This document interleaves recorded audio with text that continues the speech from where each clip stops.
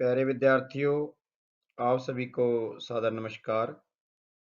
मैं डॉक्टर हरिभजन प्रियदर्शी, प्रवक्ता हिंदी, राजकीय कन्या वरिष्ठ माध्यमिक विद्यालय मलोट।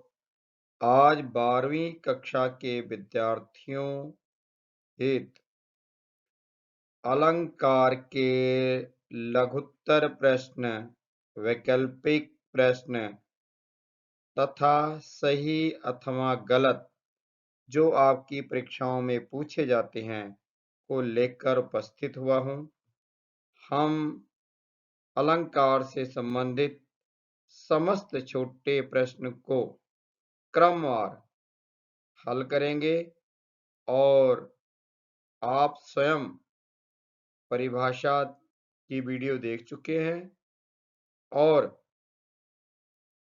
इसके अतिरिक्त अलग-अलग अलंकारों को उदाहरण से ही समझाया था, उसको समझ चुके हैं और इसलिए जो 2 अंक का अलंकार में प्रश्न आता है, उन सभी का उत्तर आप यहाँ पाएंगे। तो प्यारे बच्चों, आओ क्रमवार हम करते हैं अलंकार के प्रश्न उत्तर।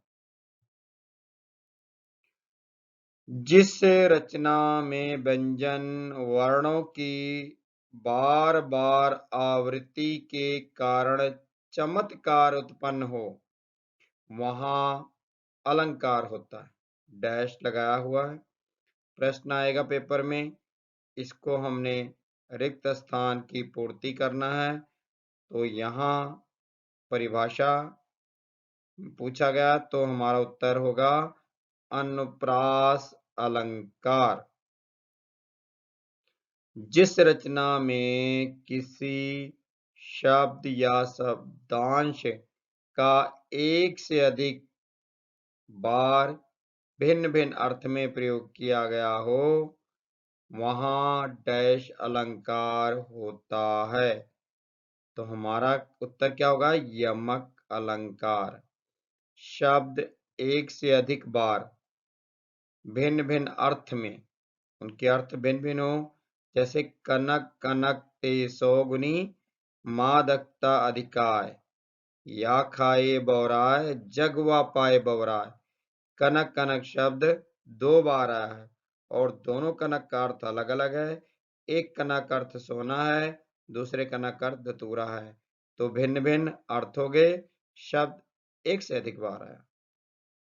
अगला प्रश्न देखते हैं प्यारे बच्चों।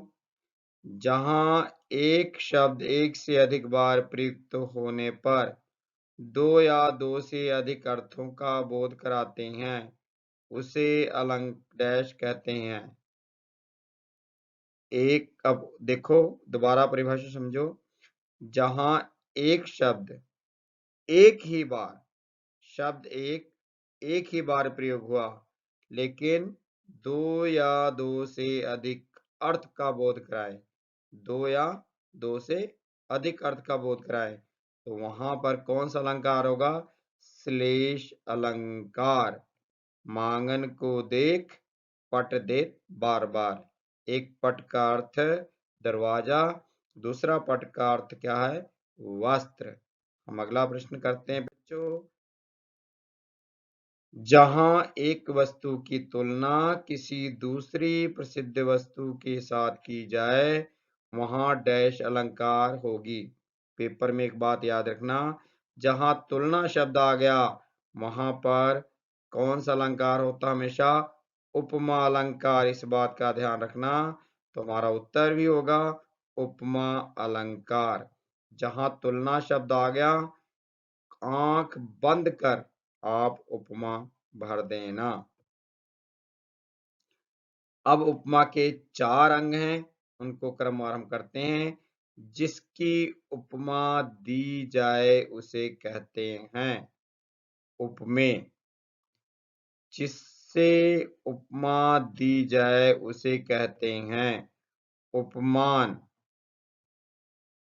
उपमेय या उपमान में जो गुण दोष समान होता है, उसे कहते हैं, जो गुण दोष समान होता है, साधारण धर्म। अगला प्रश्न प्यारे बच्चों। जिस शब्द के द्वारा समता प्रकट की जाए, उसे कहते हैं वाचक शब्द।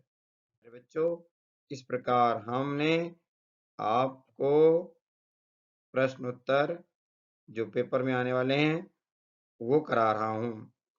जहां रूप, गुण, आकृति, वेशभूषा आदि के कारण उपमान का उपमेय में आरोप करके दोनों में अभेद दिखाया जाए, वहां अलंकार होता। जहां पर मैं कह रहा हूं उपमेय, उपमान का आरोप आए ना, आरोप शब्द रूपक का होता है, बस याद रखना।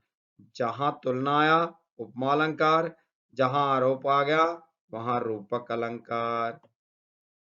सही या गलत, इस प्रकार के भी प्रश्न अलंकार में पूछे जा सकते हैं। जहां पर एक ही शब्द एक से अधिक अर्थ निकले उसे अनुप्रास अलंकार कहते हैं। अब आप सभी ने सारी व्याख्या के रिक्त स्थान पूर्ति कर चुके हैं, तो आप बताओ, जहां पर एक ही शब्द के एक से अधिक निकले उसे अनुप्रास अलंकार कहते हैं। बिल्कुल गलत। तो हमारा उत्तर क्या होगा? गलत। एक ही शब्द के एक से अधिक अर्थ निकले वहां होता है श्लेष अलंकार।